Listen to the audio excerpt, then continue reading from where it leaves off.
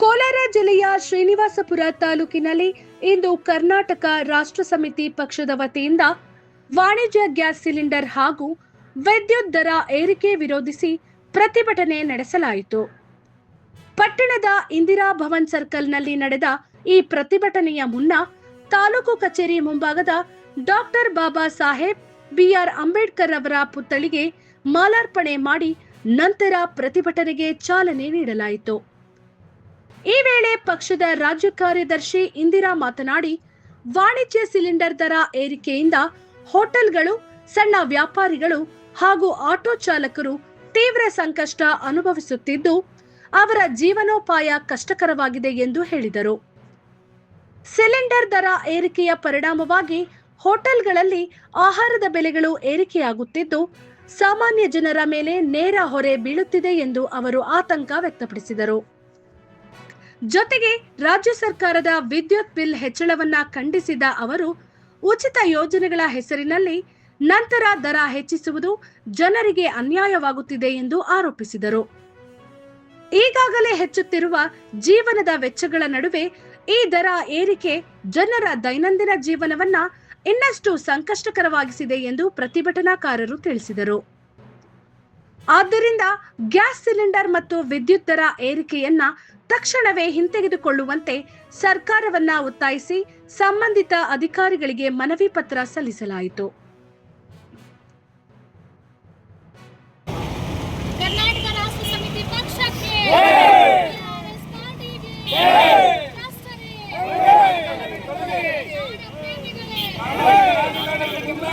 ಲಂಚ ಮುಕ್ತ ಕರ್ನಾಟಕ, ಭ್ರಷ್ಟಾಚಾರ ಮುಕ್ತ ಕರ್ನಾಟಕ, ಕುವೆಂಪುರವರ ಸರ್ವೋದಯ ಕರ್ನಾಟಕ, ಬಸವಣ್ಣನವರ ಕಲ್ಯಾಣ ಕರ್ನಾಟಕ, ಕರ್ನಾಟಕ ರಾಷ್ಟ್ರ ಸಮಿತಿ ಪಕ್ಷಕ್ಕೆ ಟಿಆರ್ಎಸ್ ಪಾರ್ಟಿಗೆ ಧಿಕ್ಕಾರ, ಧಿಕ್ಕಾರ. ಕೇಂದ್ರ ಸರ್ಕಾರಕ್ಕೆ ಹಾಗೂ ರಾಜ್ಯ ಸರ್ಕಾರಕ್ಕೆ ಧಿಕ್ಕಾರ, ಧಿಕ್ಕಾರ,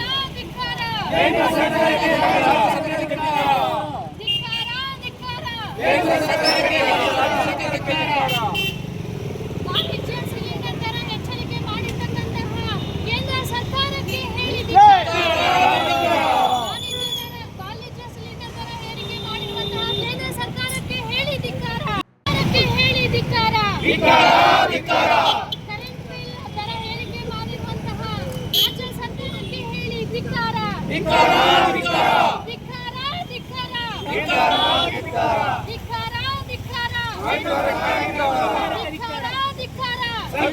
ಧಿಕ್ಕಾರ, ಕೇಂದ್ರ ಹಾಗೂ ರಾಜ್ಯ ಸರ್ಕಾರಕ್ಕೆ.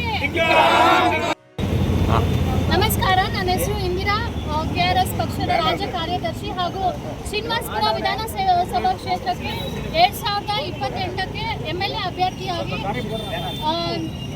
ನಿಲ್ಲಬೇಕು ಅಂತ ಹೇಳಿ ಇವತ್ತು ಈ ಎಲ್ಲ ಹೋರಾಟಗಳು, ಸಾರ್ವಜನಿಕರ ಕೆಲಸಗಳನ್ನು ಮತ್ತು ಸಾರ್ವಜನಿಕರಿಗೆ ಆಗುವಂತಹ ಅನುಕೂಲಗಳನ್ನು ಧ್ವನಿ ಎತ್ತಬೇಕು ಅಂತ ಹೇಳಿ ಇವತ್ತು ನಮ್ಮ ಹೋರಾಟದ ನಿಲುವು ಏನಂದ್ರೆ, ಇವತ್ತು ಕೇಂದ್ರ ಸರ್ಕಾರ ವಾಣಿಜ್ಯ ಸಿಲಿಂಡರ್ ಬೆಲೆಯನ್ನು ಜಾಸ್ತಿ ಮಾಡಿದೆ. ಸುಮಾರು 993ರಷ್ಟು ರೂಪಾಯಿಗಳಷ್ಟು ಏರಿಕೆ ಮಾಡಿದ್ದಾರೆ. ಇದರಿಂದ ಯಾರಿಗೆ ಅನುಕೂಲ ಅಂತ ಹೇಳಿ ನಮಗೆ ಗೊತ್ತಾಗ್ತಾ ಇಲ್ಲ. ಆದರೆ ಇದರಿಂದ ಸಾರ್ವಜನಿಕರ ಮೇಲೆ ಒತ್ತಡ ಬೀರ್ತಾ ಇದೆ, ಅವರ ಜೇಬಿಗೆ ಖಾತ್ರಿ ಆಗ್ತಾ ಇದೆ ಅನ್ನೋದು ಮಾತ್ರ ಖಾತ್ರಿ ಆಗಿದೆ. ಯಾಕೆಂತಂದರೆ ಇವತ್ತು ಹೋಟೆಲಲ್ಲಿ ಸಿಲಿಂಡರನ್ನು ಬಳಕೆ ಮಾಡ್ತಾರೆ. ಅದಾದ ನಂತರ ಕೆಲವೊಂದು ಪ್ರೈವೇಟ್ ಇದಕ್ಕೆ ಈ ವಾಣಿಜ್ಯ ಸಿಲಿಂಡರ್ಗಳನ್ನು ಬಳಕೆ ಮಾಡ್ತಾರೆ. ಮತ್ತು ಆಟೋ ಚಾಲಕರು ಸಹ ಆಟೋಗಳಿಗೆ ಈ ಸಿಲಿಂಡರನ್ನು ಬಳಕೆ ಮಾಡ್ತಾರೆ. ಅದರ ಮೇಲೂ ಒಂದಷ್ಟು ದರವನ್ನು ಏರಿಕೆ ಮಾಡಿದ್ದಾರೆ. ಇದಕ್ಕೆ ನಾವು ತೀವ್ರವಾಗಿ ಖಂಡಿಸ್ತಾ ಇದ್ದೀವಿ. ಆಟೋ ಚಾಲಕರು ಇವತ್ತು ತುಂಬ ಕಷ್ಟದಲ್ಲಿದ್ದಾರೆ. ಇಡೀ ರಾಜ್ಯಾದ್ಯಂತ ಆಟೋ ಓಡಿಸುವಂಥವರ ಪರಿಸ್ಥಿತಿ ಹೇಳೋದಕ್ಕೆ ಆಗೋದಿಲ್ಲ. ಮೊನ್ನೆ ಅಷ್ಟೇ ನಾವು ಹೊಸಕೋಟೆ ಭಾಗದಲ್ಲಿ ಒಂದು ಆಟೋ ಹತ್ತಿ ಹೋಗಬೇಕಾದ್ರೆ ಅಲ್ಲಿ ಅವರು ಹತ್ಕೊಂಡ್ಬಿಟ್ರು. ಅವ್ರಿಗೆ ನಮಗೆ 200 ರೂಪಾಯಿ ಹೇಳಿ ಮಾಡೋದು ಅನ್ನೋ ಗೊಂದಲದಲ್ಲಿ ಇವತ್ತು ಆಟೋ ಚಾಲಕರು ಸಿಕ್ಕಾಕೊಂಡ್ಬಿಟ್ಟಿದ್ದಾರೆ. ಮೀಟರ್ ದರದಲ್ಲಿ ತಗೊಂಡು ಹೋಗ್ಬೇಕಂತಂದ್ರೆ ಇವತ್ತು ಲಾಸ್ ಆಗ್ತಾ ಇದೆ.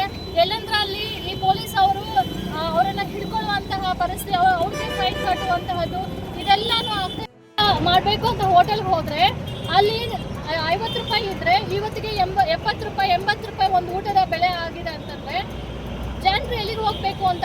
ಎಷ್ಟೋ ಜನ ಇದೇ ಶ್ರೀನಿವಾಸಪುರ ಪಟ್ಟಣದಲ್ಲಿ ಅವ್ರ ಊರನ್ನ ಬಿಟ್ಟು ಇಲ್ಲಿ ಏನೋ ಕೆಲಸ ಮಾಡ್ಕೋಬೇಕು ಅಂತ ಹೇಳಿ ಬಂದಿರ್ತಾರೆ. ಮಧ್ಯಾಹ್ನದ ಹೊತ್ತು ಅಥವಾ ಬೆಳಗ್ಗೆ ಹೊತ್ತು ಟಿಫನ್ ಮಾಡೋಕ್ಕೆ ಅಂತ ಹೇಳಿ ಹೋಟೆಲ್ಗೆ ಹೋಗ್ತಾರೆ. ಅಲ್ಲಿ ಹೋದಾಗ 30 ರೂಪಾಯಿ ಇಡ್ಲಿ ಪ್ಲೇಟ್ ಇವತ್ತು 50 ರೂಪಾಯಿ ಏಕಾಏಕಿ ಮಾಡ್ತಾರಂದ್ರೆ ಯಾರು ಮಾಡಿದಾರೋ ಬಿಟ್ಟಿರೋ ಗೊತ್ತಿಲ್ಲ. ಇದು ಉದಾಹರಣೆ ಹೇಳ್ತಾ ಇದೀವಿ. 50 ರೂಪಾಯಿ ಮಾಡಿದ್ರೇನೆ ಆ ಹೋಟೆಲ್ ಅವ್ರಿಗೆ ವರ್ಕೌಟ್ ಆಗುವಂಥದ್ದು. ಇಲ್ಲ ಅಂತಂದ್ರೆ ಅವರು ಪಾಪ ಲಾಸಲ್ಲಿ ಹೋಗ್ತಾರೆ. ಏಕಾಏಕಿ ಯಾರು ಏನು ಮಾಡೋಕ್ಕೆ ಆಗೋದಿಲ್ಲ ಅಂತ ಹೇಳಿ ಮಾತಾಡ್ತಾರೆ. ಇವತ್ತು ರಾಜ್ಯ ಸರ್ಕಾರ ಬಂದು ಕೇಂದ್ರ ಸರ್ಕಾರದ ಮೇಲೆ ಗೂಬೆ ಕೂರಿಸ್ತಾ ಇದೆ, ಏನು ಸಿಲಿಂಡರ್ ದರ ಹೆಚ್ಚಳ ಮಾಡಿದ್ದಾರೆ ಅಂತ. ಆದ್ರೆ ರಾಜ್ಯ ಸರ್ಕಾರ ಏನ್ ಮಾಡಿದೆ, ಇಬಿ ಬಿಲ್ ಅಂತ, ಇಬಿ ಬಿಲ್ ಇವತ್ತು ಜಾಸ್ತಿ ಮಾಡಿದೆ, ಎಲೆಕ್ಟ್ರಿಕ್ ಬಿಲ್. ಈ ಹಿಂದೆ ಇದೆಲ್ಲರ ಎಫೆಕ್ಟ್ ಏನಂತಂದ್ರೆ ಇವತ್ತು ಉಚಿತವಾಗಿ ಏನು BPL ದಾರರಿಗೆ ನಾವು ವಿದ್ಯುತ್ ಬಿಲ್ಲೇ ಬೇಕಾಗಿಲ್ಲ. 200 ಯೂನಿಟ್ ಯಾರು ಬಳಕೆ ಮಾಡ್ತಾರೆ 200 ಯೂನಿಟ್ ವರ್ಗು ಯಾರಿಗೂ ನೀವು ಅಮೌಂಟ್ ಕಟ್ಟೋಗಿಲ್ಲ, ಈ ಬಿಲ್ ಕಟ್ಟೋಂಗಿಲ್ಲ ಅಂತ ಹೇಳಿ ಬರೀ 200 ಯೂನಿಟ್ ದಾಟಿ ಆದಮೇಲೆ ಡಬಲ್ ಟ್ರಿಬಲ್ ಚಾರ್ಜ್ ಮಾಡೋದು ಅಲ್ದಿರ ಇವತ್ತು ಮತ್ತೆ ಇನ್ನೂ 5 ರೂಪಾಯಿ ಚಿಲ್ಲರೆ ಹಾಗೆ ನಮ್ಮ ರಾಜ್ಯ ಸರ್ಕಾರ ವಿದ್ಯುತ್ ಬಿಲ್ ಮೇಲೆ ಹೇಳಿಕೆ ಮಾಡಿದೆ. ಯಾರನ್ನ ಉದ್ಧಾರ ಮಾಡೋಕ್ಕೆ ಅಂತ ಗೊತ್ತಿಲ್ಲ. ಮತ್ತೆ ಅಲ್ಲಿ ಕೊಟ್ಟಿರುವಂತಹ ಇದು ಅವರು ವರದಿ ಏನಂತಂದ್ರೆ 2000 ಕೋಟಿಯಷ್ಟು ಲಾಸ್ ಆಗಿದೆ, ಹಾಗಾಗಿ ನಾವು ಇದು ಹೇರಿಕೆ ಮಾಡಿದೀವಿ ಅಂತ ಹೇಳ್ತಾರೆ. 2000 ಎಲ್ಲಿ ಲಾಸ್ ಆಗಿದೆ ಅಂತ ಜನರು ಯೋಚನೆ ಮಾಡಬೇಕು. 2000 ಎಲೆಕ್ಟ್ರಿಕ್ ಬಿಲ್ಲು ಉಚಿತವಾಗಿ ಕೊಡ್ತೀವಿ 200 ಯೂನಿಟ್ ವರ್ಗು ಅಂತ ಹೇಳಿ ನಾವು ಉಚಿತದ ಕಡೆ ಹೋಗಿರೋ ಕಾರಣಕ್ಕೆ ಇವತ್ತು ಈ ಒಂದು ಬೆಲೆ ಏರಿಕೆನ ನಾವು ಅನುಭವಿಸುವಂತಹ ಪರಿಸ್ಥಿತಿ ಬಂದಾಗಿದೆ. ಇದು ಯಾರು ಸಪೋರ್ಟ್ ಮಾಡಿದಾರೋ ಅವ್ರಿಗಷ್ಟೇ ಅಲ್ಲ, ಯಾರು ಸಪೋರ್ಟಿವ್ ಆಗಿ ಅವ್ರ ಜೊತೆಗೆ ಕಾರ್ಯಕರ್ತರುಗಳು ಇದ್ರು, ಆ ಕಾರ್ಯಕರ್ತರು ನಮ್ಮವ್ರಿಗೆ ಗೆಲ್ಬೇಕು ಅಂತ ಹೇಳಿ ಸಪೋರ್ಟ್ ಮಾಡಿದ್ರು, ಅವರ ಮನೆಗಳಿಗೂ ಈ ಬಿಸಿಯನ್ನ ಮುಟ್ಟಿಸ್ತಾ ಇದೆ ಇವತ್ತು ರಾಜ್ಯ ಸರ್ಕಾರ. ಅದೇ ಕೇಂದ್ರ ಸರ್ಕಾರ ಒಬ್ಬರ ಮೇಲೆ ಒಬ್ರು ಹೇಳ್ಕೊಂಡು ಇವತ್ತು ರಾಜಕೀಯ ಪಿತೂರಿಯನ್ನ ಮಾಡ್ತಾ ಇದೆ. ಜಾತಿ ಧರ್ಮ ಅಂತ ಹೇಳ್ಕೊಂಡು ಜನರನ್ನ ಡಿವೈಡ್ ಮಾಡಿಕೊಂಡು ಇವತ್ತು ಅವ್ರು ಹೇಳುವಂತಹ ಎಷ್ಟು ಜಾತಿಗಳಿಗೆ ಈ ವಿದ್ಯುತ್ ಬಿಲ್ಲನ್ನ ಕಡಿಮೆ ಮಾಡಿದ್ದಾರೆ, ಅವ್ರು ಹೇಳುವಂತಹ ಎಷ್ಟು ಧರ್ಮಗಳಿಗೆ ಇವತ್ತು ಈ ಬಿಲ್ಲನ್ನ ಕಡಿಮೆ ಮಾಡಿದ್ದಾರೆ ಅಂತ ಹೇಳಿ TRS ಪಕ್ಷದಿಂದ ನಾವು ಕೇಳ್ತಾ ಇದ್ದೀವಿ. ಸೊ ಈ ಕೂಡಲೇ ಈ ಒಂದು ಆದೇಶ ಏನು ಮಾಡಿದ್ದಾರೆ, ಈ ಒಂದು ನಿರ್ಧಾರ ಏನು ಕೈಗೊಂಡಿದ್ದಾರೆ, ಇದನ್ನ ಹಿಂಪಡಿಬೇಕು ಅಂತ ಹೇಳಿ ರಾಜ್ಯ ಸರ್ಕಾರಕ್ಕೆ ಹಾಗೂ ರಾಜ್ಯ ಸರ್ಕಾರದ ಮೂಲಕ ಕೇಂದ್ರ ಸರ್ಕಾರಕ್ಕೆ ನಾವು TRS ಪಕ್ಷದ ವತಿಯಿಂದ ಆಗ್ರಹವನ್ನು ಮಾಡ್ತಾ ಇದ್ದೀವಿ. ಸಾರ್ವಜನಿಕರ ಮೇಲೆ ಏರಿರುವಂತಹ ಈ ಒತ್ತಡ ಒಬ್ಬರಿಂದ ಒಬ್ಬರಿಗೆ ಚೈನ್ ಲಿಂಕ್ ತರಕ್ಕೆ ಇವತ್ತು ಎಲ್ಲರಿಗೂ ನಷ್ಟ ಉಂಟು ಮಾಡುವಂತಹ ಪರಿಸ್ಥಿತಿಯನ್ನು ನೀವು ತಗೊಂಡು ಬಂದಿದ್ದೀರಾ. ಕೂಡಲೇ ಇದನ್ನು ಪರಿಶೀಲನೆ ಮಾಡಿ ಸಾರ್ವಜನಿಕರಿಗೆ ಯಾವುದೇ ತೊಂದರೆಯನ್ನು ದಯವಿಟ್ಟು ಕೊಡಬೇಡಿ. ನಿಮ್ಮನ್ನ ನಂಬಿ ಮತವನ್ನು ಹಾಕಿ ಗೆಲ್ಲಿಸಿರೋ ಪಾಪಕ್ಕೆ ನಮ್ಮ ಜನರಿಗೆ ಶಾಪ ಬೇಡ ಅಂತ ಹೇಳಿ ನಾನು TRS ಪಕ್ಷದ ವತಿಯಿಂದ ಕೇಳ್ಕೊಳ್ತೀನಿ. ಸೊ ದಯವಿಟ್ಟು ಪತ್ರಿಕಾ ಹಾಗೂ ಮಾಧ್ಯಮ ಮಿತ್ರರು ಸಹ ಈ ಒಂದು ವಿಚಾರ ನಮ್ಮ ಮನೆಗಷ್ಟೇ ನಷ್ಟ ಇಲ್ಲ, ನಿಮ್ಮ ಮನೆಗಳಲ್ಲೂ ಅಥವಾ ಸರ್ಕಾರಿ ಅಧಿಕಾರಿಗಳು ಯಾರಿದ್ದಾರೆ ಅವರ ಮನೆಗಳಲ್ಲೂ ಈ ಒಂದು ಬಿಸಿ ತಟ್ತಾ ಇದೆ. ಸೊ ಯಾರೋ ಇನ್ಫ್ಲೂಯೆನ್ಸ್ ಇರುವಂಥ ಬಿಲ್ಗಳೇ ಕಟ್ಟೋದಿಲ್ಲ, ಅವ್ರನ್ನ ಯಾರು ಮಾತಾಡ್ಸೋದೇ ಇಲ್ಲ. ಆದರೆ ಯಾರು ಕಟ್ತಾ ಇದ್ದಾರೆ ಪ್ರಾಮಾಣಿಕವಾಗಿ 2 ಪಟ್ಟು 3 ಪಟ್ಟು ಜಾಸ್ತಿ ಮಾಡ್ತಾ ಇದ್ದಾರೆ ಹೊರತು ಅದರಿಂದ ಕಡಿಮೆ ಅಂತೂ ಆಗ್ತಾ ಇಲ್ಲ. ದಿನೇ ಬೆಲೆ ಏರಿಕೆ ಜಾಸ್ತಿ ಆಗ್ತಾ ಇದೆ. ಬಡ್ಜೆಟ್ ಅಮೌಂಟ್ ಅನ್ನು ಜಾಸ್ತಿ ಮಾಡ್ತಾನೆ ಇದ್ದಾರೆ. ಆದರೆ ಬಡ್ಜೆಟ್ ಅಮೌಂಟ್ ಜಾಸ್ತಿ ಮಾಡಬೇಕಾದ್ರೆ ಸವಲತ್ತುಗಳು ಕೊಡುವಂಥದ್ರಲ್ಲಿ ಫೇಲ್ಯೂರ್ ಆಗ್ತಾ ಇದ್ದಾರೆ. ಯಾಕಂದ್ರೆ ಅವ್ರು ತಿನ್ನೋದಕ್ಕೆ ಸರಿ ಹೋಗ್ತಾ ಇದೆ, ಅವ್ರು ಭ್ರಷ್ಟಾಚಾರ ಮಾಡಿ ಲೂಟಿ ಮಾಡೋದಕ್ಕೆ ಸರಿ ಹೋಗ್ತಾ ಇದೆ. ಅವರ ಕಾಂಟ್ರಾಕ್ಟರ್ಗಳು, ಅವರ ಆಫೀಸರ್ಗಳು, ಅವ್ರ ಪರವಾಗಿ ನಿಂತಿರುವಂತಹ ಕಾರ್ಯಕರ್ತರುಗಳಿಗೆ ಮಾತ್ರ ಈ ಒಂದು ಎಫೆಕ್ಟ್ ಏನು ಬಡ್ಜೆಟ್ನ ಅಮೌಂಟ್ ಕೊಡ್ತಾ ಇದ್ದಾರೆ ಬಿಟ್ಟರೆ ಸಾರ್ವಜನಿಕರಿಗೆ ಅನುಕೂಲ ಆಗುವಂತಹ ಯಾವುದನ್ನು ಕೊಡ್ತಾ ಇಲ್ಲ. ಎಲ್ಲ ಉಚಿತ ಅಂತ ಹೇಳಿ ಇವತ್ತು ಉಚಿತದ ಹಿಂದೆ ಹೋಗಿ ಕೋಟ್ಯಾಂತರ ರೂಪಾಯಿ ಹಣವನ್ನ ಜನರ ತಲೆ ಮೇಲೆ ಸಾಲ ಅಂತ ಹೇಳಿ ಜನರ ತಲೆ ಮೇಲೆ ಹಾಕ್ತಾ ಇದ್ದಾರೆ ಇವತ್ತು. ಸೊ ಇದನ್ನ ತೀವ್ರವಾಗಿ TRS ಪಕ್ಷ ಖಂಡಿಸ್ತಾ ಇದೆ. ಈ ಕೂಡಲೇ ಈ ಆದೇಶವನ್ನ ನಿರ್ಧಾರವನ್ನ ಹಿಂಪಡಿಬೇಕು ಅಂತ ರಾಜ್ಯ ಸರ್ಕಾರಕ್ಕೆ ಕೇಂದ್ರ ಸರ್ಕಾರಕ್ಕೆ ಮನವಿಯನ್ನ ಮಾಡ್ಕೊಳ್ತಾ ಇದ್ದೀವಿ. TRS ಪಾರ್ಟಿಗೆ ಭ್ರಷ್ಟರೇ. ಸೊ ಇಷ್ಟು ನಮ್ಮ ಸೊ ಈಗ ಇವತ್ತು ಪ್ರತಿಭಟನೆಯನ್ನು ಹಮ್ಮಿಕೊಂಡಿರುವಂಥದ್ದು ಇಲ್ಲಿ ಇಡೀ ಈ ಶ್ರೀನಿವಾಸಪುರದ ಜನತೆಗೆ ನಾವು ಕೇಳ್ಕೊಳ್ಳೋದಷ್ಟೇ, ನಾವು ಚುನಾವಣೆಗಳಿಗೆ ಕಂಟೆಸ್ಟ್ ಮಾಡಬೇಕು ಅಂತ ಬರ್ತಾ ಇದ್ದೀವಿ. ನಾವು ನಿಮ್ಮ ಹತ್ರ ಯಾವುದೂ ದುಡ್ಡು ತಗೊಳ್ಳೋದಿಲ್ಲ. ನಿಮ್ಮ ದುಡ್ಡನ್ನು ನಿಮ್ಮ ಮನೆಗಳಿಗೆ ಸೇರಿಸಬೇಕು ಅನ್ನೋದು ನಮ್ಮ ಇದು. ನಿಮ್ಮ ತೆರಿಗೆ ನಿಮ್ಮ ಮನೆಗೆ ಸೇರಿಸಬೇಕು ಮತ್ತು ಸರ್ಕಾರದ ಎಲ್ಲ ಸವಲತ್ತುಗಳು ಏನಿದೆ ನಿಮ್ಮ ಮನೆ ಬಾಗಿಲಿಗೆ ಫ್ರೀ ಆಗಿ ಯಾವುದೇ ಲಂಚ ಕೊಡುವಂತಹ ಅಗತ್ಯ ಇಲ್ಲ. ಹೆಚ್ಚಿನ ರೀತಿಯಲ್ಲಿ ಬಡವರ ಪರವಾಗಿ ನಾವು ನಿಲ್ಲಬೇಕು ಅನ್ನೋದು ನಮ್ಮ ಆಶಯ ಆಗಿದೆ. ಮುಂದಿನ ದಿನಗಳಲ್ಲಿ ಹೆಚ್ಚು ಈ ಭಾಗದ ಜನರು ನಮ್ಮ ಜೊತೆಗೆ ಬಂದು ನಿಂತರೆ ಇನ್ನೊಂದಷ್ಟು ಶಕ್ತಿ ಬರುತ್ತೆ, ಇನ್ನೂ ಹೆಚ್ಚು ಹೋರಾಟ ಮಾಡೋದಕ್ಕೆ ನಮ್ಮ ಕೈಯಲ್ಲಿ ಸಾಧ್ಯ ಆಗುತ್ತೆ. ನೀವು ಎಲ್ಲರೂ ನಮಗೆ ಶಕ್ತಿ ತುಂಬಬೇಕು ಅಂತ ಹೇಳಿ ಈ ಮೂಲಕ ಮಾಧ್ಯಮದ ಮೂಲಕ ನಾವು ಕೇಳ್ಕೊಳ್ತಾ ಇದ್ದೀವಿ. ಕರ್ನಾಟಕ ರಾಷ್ಟ್ರ ಸಮಿತಿ ಪಕ್ಷಕ್ಕೆ ಇಂದಿರಾ ರೆಡ್ಡಿ ಅವರಿಗೆ ಇವತ್ತು ಕೋಲಾರ ಜಿಲ್ಲೆ ಶ್ರೀನಿವಾಸಪುರ ತಾಲೂಕಲ್ಲಿ ಏನು ಪ್ರತಿಭಟನೆ ಅಂದ್ಕೊಂಡಿದ್ದೀವಿ, ಜನರಿಗೂ ಮಾಹಿತಿ ಕೊಡಬೇಕಂತ ನಾವು ಜನರಿಗೆಲ್ಲ ತಿಳಿಬೇಕಂತ ಇದಕ್ಕಿಂತ ಒಂದು ಏನೋ ಒಂದು ಪ್ರೆಸ್ ರಿಪೋರ್ಟ್ ಮಾಡಲ್ಲ, ಒಂದು ಪ್ರಚಾರ ಮಾಡಲ್ಲ, ಏನೂ ಇಲ್ಲ, ಏನು ಸ್ಟೇಟ್ಮೆಂಟ್ ಕೊಡಲ್ಲ. ಇದ್ದಕ್ಕಿದ್ದಂಗೆ ಕಮರ್ಷಿಯಲ್ ಸಿಲಿಂಡ್ರು 2,000 ರೂಪಾಯಿ ಇದ್ದಿದ್ದು ಈಗ 3,200 ರೂಪಾಯಿ ತನಕ ಮಾಡಿದ್ದಾರೆ, 930 ರೂಪಾಯಿ ಮಾಡಿದ್ದಾರೆ. ಇವರು ರಾಜ್ಯ ಸರ್ಕಾರದವ್ರು ಹೇಳ್ತಾರೆ, ಈ ಬೆಳಗ್ಗೆ ಎಲ್ಲ ನ್ಯೂಸ್ ಹೇಳ್ತಾ ಇದ್ದಾರೆ ಕೇಂದ್ರ ಸರ್ಕಾರ ಹಂಗೆ ಮಾಡಿದೆ ಹಿಂಗೆ ಮಾಡಿದೆ ಅಂತ. ರಾಜ್ಯ ಸರ್ಕಾರದವ್ರು ಏನು ಮಾಡಿದಾರ? ಇದೇ ಇವತ್ತು ನಾವೇನು ಇಲ್ಲಿ ಉರಿಸ್ತಾ ಇದೀವೋ ಇದೇ ಬಲ್ಬು ನಮಗೆ ಫ್ರೀಯಾಗಿ ಕೊಡ್ತೀವಿ, 200 ಯೂನಿಟ್ ಫ್ರೀಯಾಗಿ ಕೊಡ್ತೀವಿ ಅಂತ ಹೇಳಿ ಘೋಷಣೆ ಮಾಡಿದ್ರು.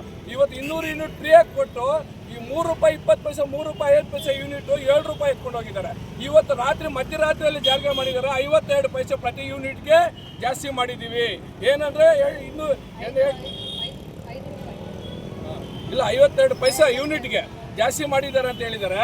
ಇವರು 2,000 ಕೋಟಿ 3,000 ಕೋಟಿ ನಷ್ಟ ಆಗಿದೆ, ಅದರಿಂದ ಇದನ್ನ ನಾವು ಜಾಸ್ತಿ ಮಾಡ್ಬೇಕಂತ ಅನ್ಸ್ಕೊಂಡಿದ್ವಿ. ಇವ್ರಿಗೆ ಯಾರು ಕೇಳಿ ಸ್ವಾಮಿ, ನಮ್ಗೆ ಬೇಕಾಗಿತ್ತ ಫ್ರೀ ಕರೆಂಟು, ನಮ್ಗೆ ಬೇಕಾಗಿತ್ತ ಮಹಿಳಾ ಅವ್ರಿಗೆ 2,000 ರೂಪಾಯಿ ಕೊಡ್ತೀವಿ ಅಂತ 35 ತಿಂಗಳಾಗಿದೆ ಸರ್ಕಾರ ಬಂದು 20 ತಿಂಗಳು ಕೊಟ್ಟಿದ್ದಾರೆ ಅಷ್ಟೇ.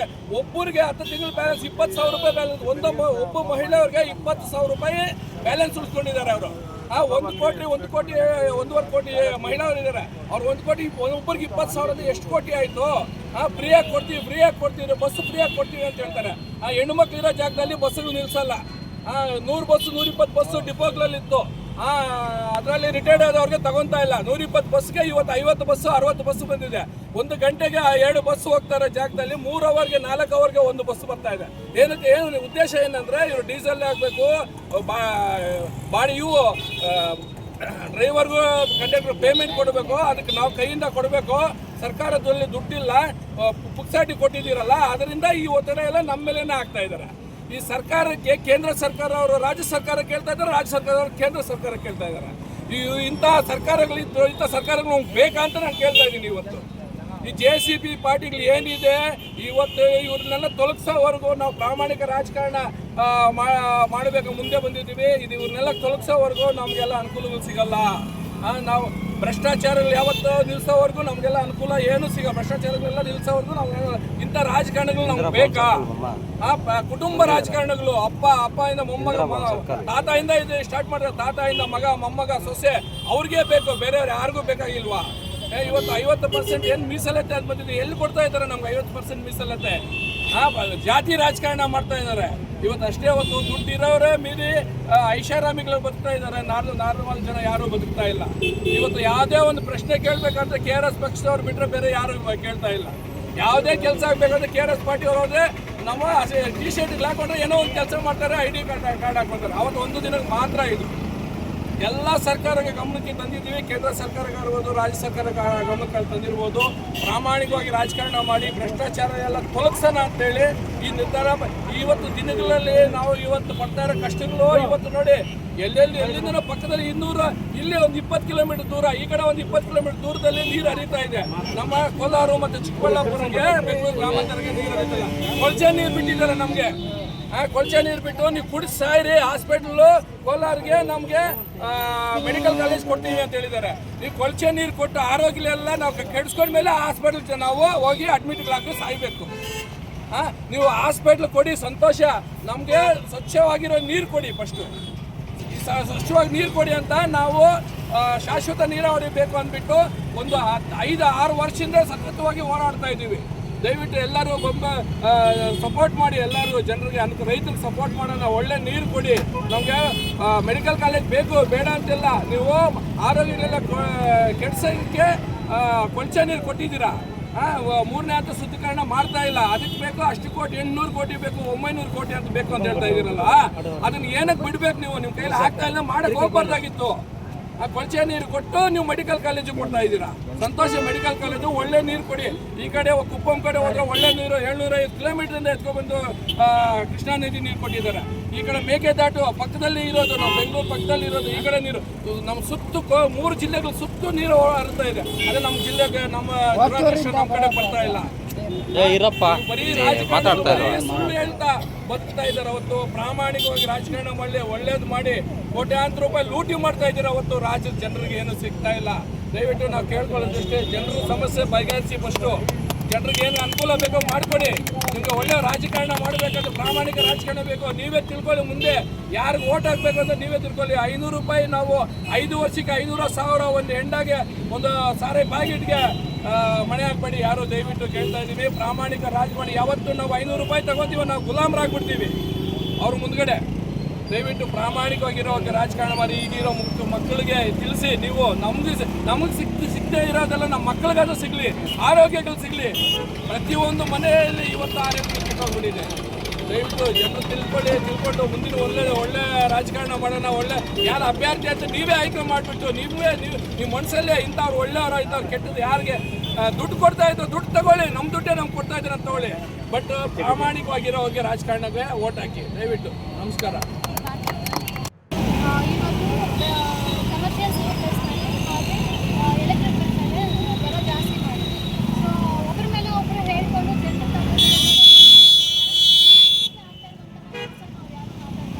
ಸೊ ಹಾಗಾಗಿ ಕರ್ನಾಟಕ ಸಾರ್ವಜನಿಕರು ಇವತ್ತು ಸಿಲಿಂಡರ್ ಏರಿಕೆ ಆಗಿರೋದ್ರಿಂದ ಒಂದು ಹೋಟೆಲಲ್ಲಿ ಊಟ ಮಾಡಿದ್ರೆ ಅವ್ರ ಜೇಬಿಗೆ ಎಷ್ಟೋ ಖರ್ಚು ಬೀಳ್ತಾ ಇದೆ.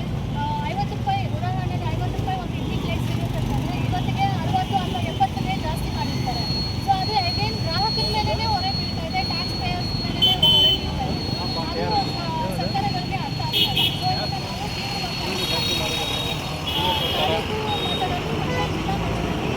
ಪ್ರತಿಭಟನೆಯನ್ನು ಹಮ್ಮಿಕೊಳ್ಳೋದ್ರ ಮುಖಾಂತರ ಸರ್ಕಾರಕ್ಕೆ ಒಂದು ಮೆಸೇಜ್ ಹೋಗಬೇಕು ಅನ್ನೋದು ನಮ್ಮ ಇಂಟೆನ್ಷನ್ನು. ಹಾಗೆ ಇಲ್ಲಿನ ಟ್ಯಾಕ್ಸ್ ಪೇಯರ್ಸ್ಗೆ ಇವತ್ತು ಜಾತಿ ಧರ್ಮ ಅಂತ ಹೇಳಿ ರಾಜಕಾರಣ ಮಾಡೋಕ್ಕೆ ಹೊರಟಿರುವಂಥವ್ರಿಗೆ ನಾವು ಒಂದು ಒಳ್ಳೆ ಮೆಸೇಜ್ ಕೊಡಬೇಕು ಅಂತ ಹೇಳಿ ಬಂದಿರುವಂಥದ್ದು. ಏನು ಮೆಸೇಜ್ ಅಂದರೆ, ಇವತ್ತು ಇವರು ಏನು ದರ ಏರಿಕೆ ಮಾಡಿದ್ದಾರೆ ಅದು ಆಯಾ ಪಕ್ಷಗಳಲ್ಲಿ ಕೆಲಸ ಮಾಡ್ತಾ ಇರುವಂತಹ ಎಲ್ಲರಿಗೂ ಬಿಟ್ಟಿದೆ. ಜಾತಿ ಧರ್ಮ ಅಂತ ಹೇಳ್ಕೊಂಡು ಸಪೋರ್ಟ್ ಮಾಡ್ತಾ ಇರೋಂಥವ್ರಿಗೂ ಬಿಟ್ಟಿದೆ. ಇಲ್ಲಿ ಯಾರಿಗೂ ಕಡಿವಾಣ ಆಗ್ತಾ ಇಲ್ಲ.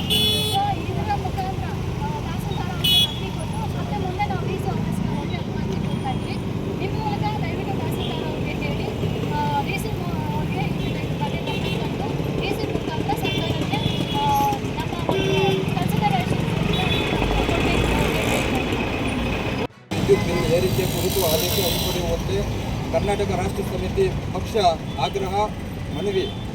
ಮೇಲ್ಕಂಡ ವಿಷಯಕ್ಕೆ ಸಂಬಂಧಿಸಿದ ಹಾಗೆ ಇತ್ತೀಚೆಗೆ ವಾಣಿಜ್ಯ ಗ್ಯಾಸ್ ಸಿಲಿಂಡರ್ಗಳ ಬೆಲೆ ಹಾಗೂ ವಿದ್ಯುತ್ ದರ ಹೆಚ್ಚಳವು ಸಣ್ಣ ಮತ್ತು ಮಾಧ್ಯಮ ವ್ಯಾಪಾರಿಗಳಿಗೆ, ಹೋಟೆಲ್ಗಳಿಗೆ ಹಾಗೂ ಉದ್ಯಮಿಗಳಿಗೆ, ಜನಸಾಮಾನ್ಯರಿಗೆ ತುಂಬ ಹೊರೆ ಉಂಟು ಮಾಡಿದೆ. ಈ ಬೆಲೆ ಏರಿಕೆಯಿಂದ ದೈನಂದಿನ ವ್ಯವಹಾರ ಹಾಗೂ ಜೀವನ ನಡೆಸುವುದು ಕಷ್ಟಕರವಾಗಿದೆ ಮತ್ತು ಸಾಮಾನ್ಯ ಜನರ ಮೇಲೂ ಅದರ ಪರಿಣಾಮ ಬೀರುತ್ತಿದೆ.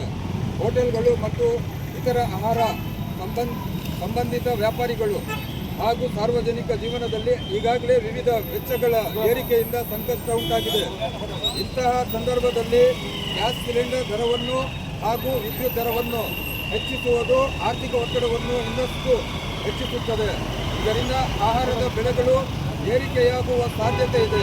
ಇದು ಸಾರ್ವಜನಿಕರಿಗೂ ತೊಂದರೆ ಉಂಟಾಗುತ್ತದೆ. ಆದ್ದರಿಂದ ಈ ದರ ಏರಿಕೆಯನ್ನು ತಕ್ಷಣ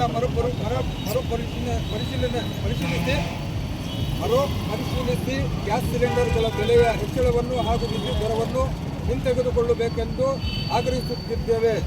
ವ್ಯಾಪಾರಿಗಳು ಮತ್ತು ಸಾರ್ವಜನಿಕರು ಇಬ್ಬರೂ ಸಹ ಉಪಶಮನ ಪಡೆಯುತ್ತಾರೆ. ನಮ್ಮ ಮನವಿಯನ್ನು ಪರಿಗಣಿಸಿ ಕೋಲಾರ ಜಿಲ್ಲೆಯ ಶ್ರೀನಿವಾಸಪುರ ತಾಲೂಕಿನ ಜನರ ಪರವಾಗಿ ದರ ಹೆಚ್ಚಳದ ಆದೇಶವನ್ನು ಹಿಂಪಡೆಯಬೇಕೆಂದು ನಾವು ಸರ್ಕಾರದ ಗಮನಕ್ಕೆ ತರಬೇಕೆಂದು ಮನವಿ ಮಾಡುತ್ತೇವೆ.